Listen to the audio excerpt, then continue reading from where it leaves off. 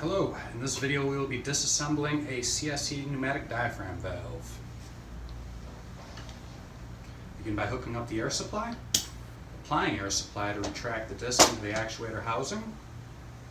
At this point we're going to need to release some of the air supply in order to bring the diaphragm disc back to the point where we can get it out.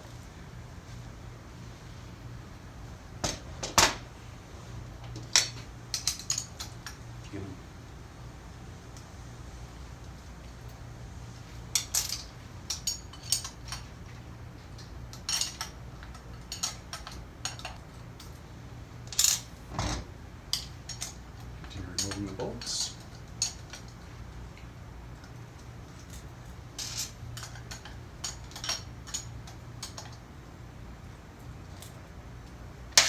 Once the bolts have been removed, we're ready to pull the lower body housing off the upper body.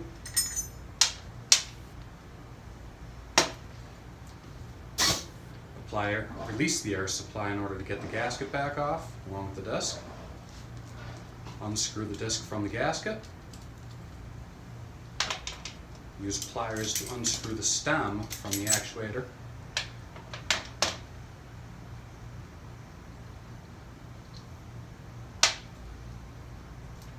Disconnect air supply.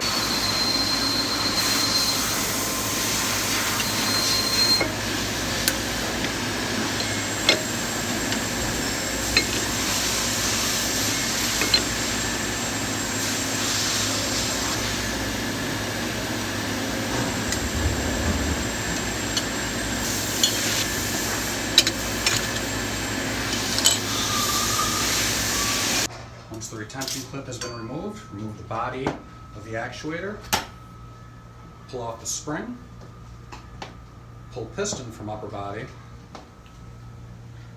and remove gasket from upper body. Remove O-ring from inside of upper body, and remove O-ring from piston.